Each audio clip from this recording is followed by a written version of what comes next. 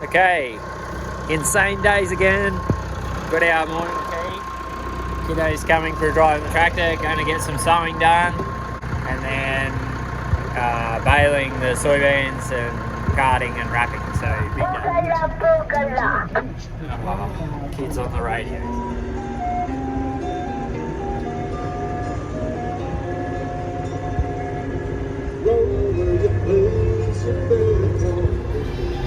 Down here trying to beat the rain.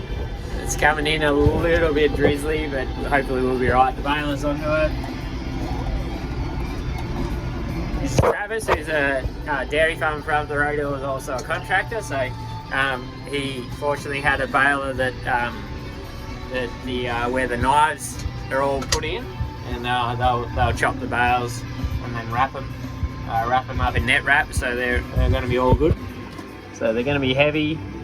A little bit greener than I wanted, but we're playing along with the weather at the moment.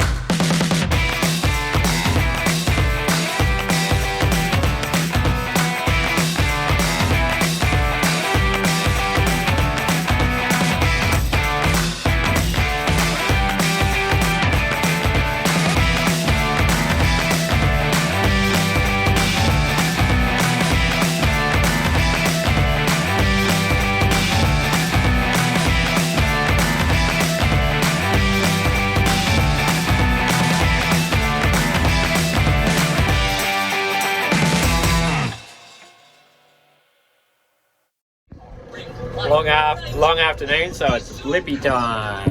Come on, let's find out.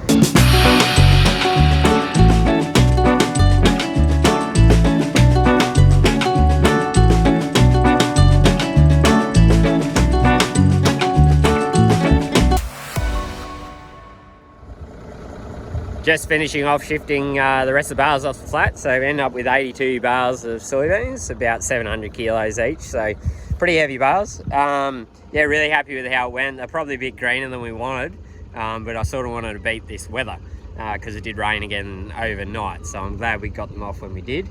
Originally we were going to do it this morning. Probably won't grow soybeans for a while again now. So soybeans for us played a strategic role in our pasture management. So we'd been using sort of a chicory loosen pasture system for a while, where we'd sort of get 2 to 3 years out of that.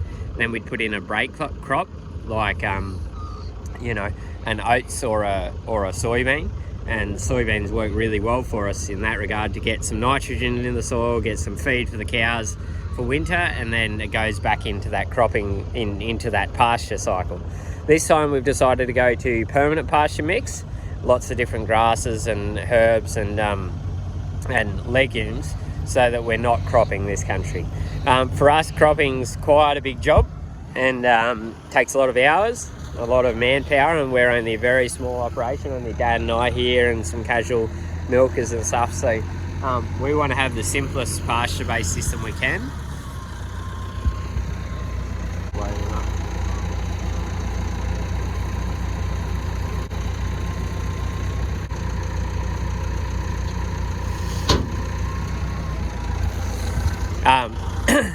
Yeah, so it doesn't really fit our goals anymore. We're going to spray this out for the permanent pasture, and then we're going to direct drill permanent pasture into this. We're going to get some dairy solids from the effluent trap onto this too, so get some nutrient there and some organic matter.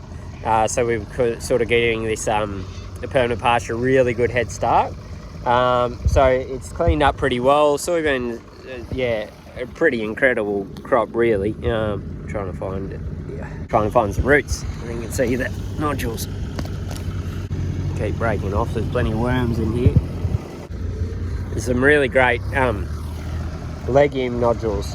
So they basically pull nitrogen from the atmosphere and put it into the into the ground for the next crop. So it should give our permanent pasture a really good start, as well as the dairy solids. Might need some follow-up sort of calcium fertilizer as well. So that's our plan. Slight change of system again, but the cropping side of things for us was just a means to an end, and to give us get a break crop in before the permanent pasture. So really excited to get everything under permanent and get that 100% ground cover 100% of the time. Oh, it was really nice to see a full silage stack coming into winter time.